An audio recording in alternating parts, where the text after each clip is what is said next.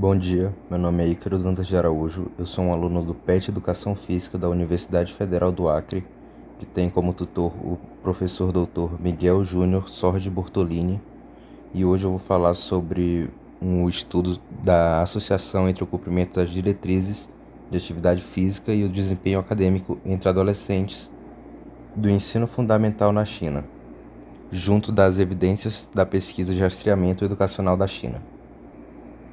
Aqui na introdução eu vou começar falando sobre uma afirmação que a Organização Mundial de Saúde, a ONU, fez, que é que crianças e adolescentes de 5 a 17 anos devem ter pelo menos 1 hora de atividades físicas diárias.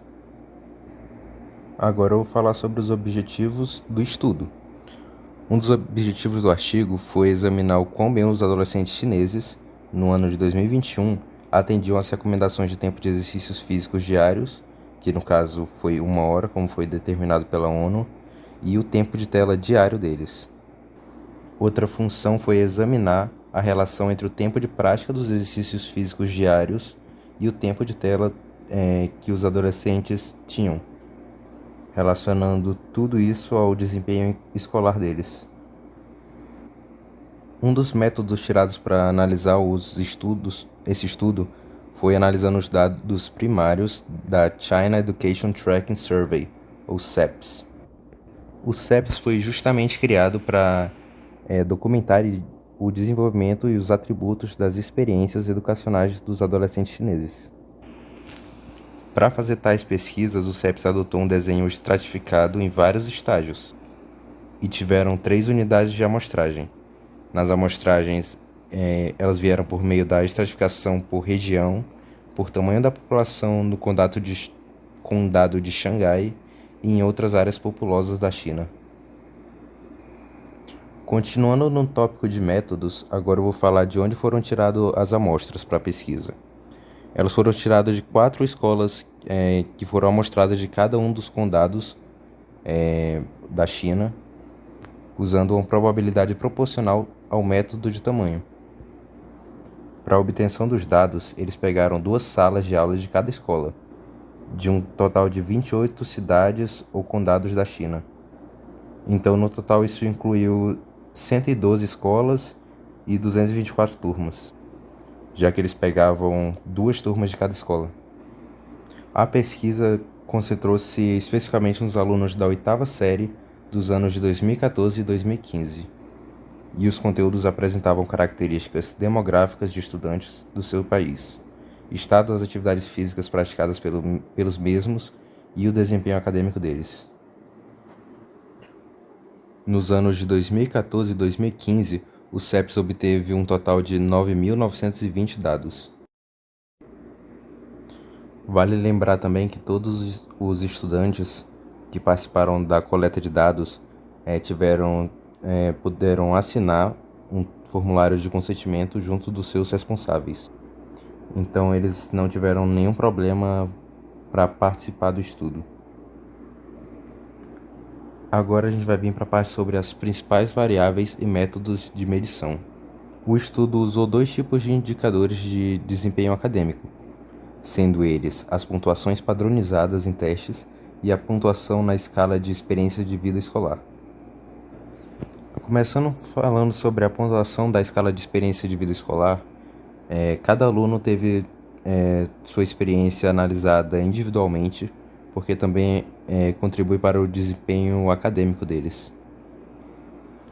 Nessa escala, os adolescentes tinham que responder 10 itens, e nesses itens eles tinham que indicar seu nível de concordância em uma escala de 4 pontos, que variavam entre discordo totalmente, que dava 1 ponto para eles, e concordo totalmente, que dava 4. A pontuação do aluno refletia as experiências relacionadas à vida escolar dele e variava de 10 a 40 pontos. Quanto maior a pontuação, maiores eram as percepções positivas do aluno. Aqui temos um exemplo das afirmações que tinham presente em um dos 10 itens, que era: sinto-me bem com essa escola, ou estou entediado com essa escola. Então os alunos avaliavam de 1 a 4 o quanto eles concordavam com essas afirmações. O estudo também focou um pouco no desempenho acadêmico dos alunos, No caso das pontuações padronizadas dos testes, eles comparavam o desempenho dos alunos do mesmo ano letivo. Nela, as disciplinas avaliadas eram matemática, arte de linguagem e inglês, já que eram 3 disciplinas básicas que compõem o currículo básico do atual sistema educacional chinês. E as pontuações foram padronizadas de valores de 0 a 100 pontos, para facilitar a pesquisa. Com base nos dados obtidos pelo estudo, foram classificados o tempo de exercícios físicos e o tempo de tela dos adolescentes em 4 categorias, de acordo com o recomendado pelas diretrizes de atividades físicas para chineses.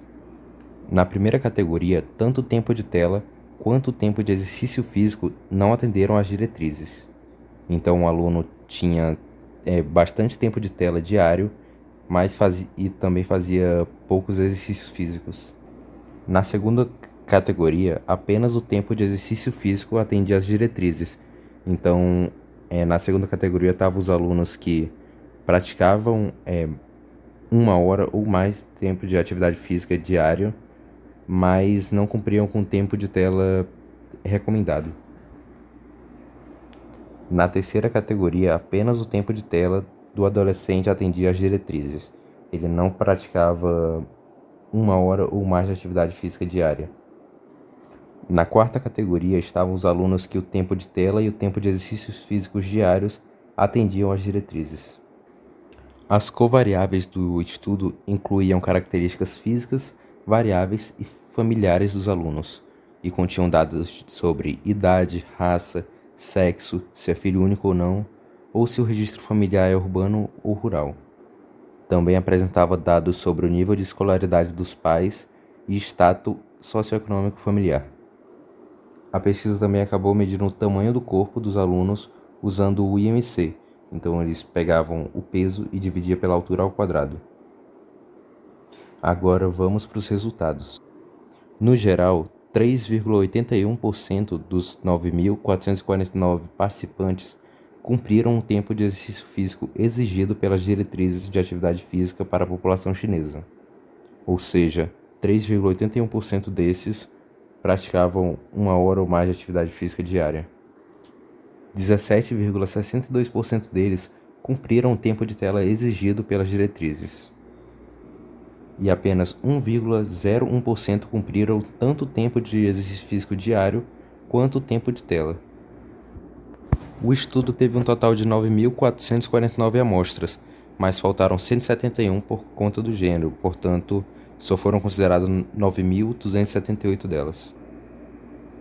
Agora, chegando na parte de variáveis de exposição, para a obtenção dos dados para o estudo, o CEPS utilizou as perguntas: quantas vezes por semana você costuma fazer exercícios físicos e quantos minutos você faz exercícios físicos de cada vez? Essas perguntas serviam para medir o estado físico do adolescente e medir o tempo diário de exercícios físicos dos mesmos. Agora, chegando na conclusão, o estudo concluiu que 60 minutos de exercícios físicos moderados diários e menos de 2 horas de tempo de tela por dia estavam sim associados com a performance acadêmica dos alunos. Aqueles que tinham 1 hora de exercícios físicos e tinham menos de 2 horas de tempo de tela obtinham sim uma melhor performance nas disciplinas gerais. Agora chegamos aqui no final do vídeo e a frase que eu escolhi foi: "O mérito vale mais do que a fama", de Francis Bacon. E eu queria agradecer a todo mundo que chegou aqui até o final do vídeo. E se alguém teve alguma dúvida, pode deixar aí nos comentários ou entrar em contato com a equipe do PET pelo Instagram. E muito obrigado.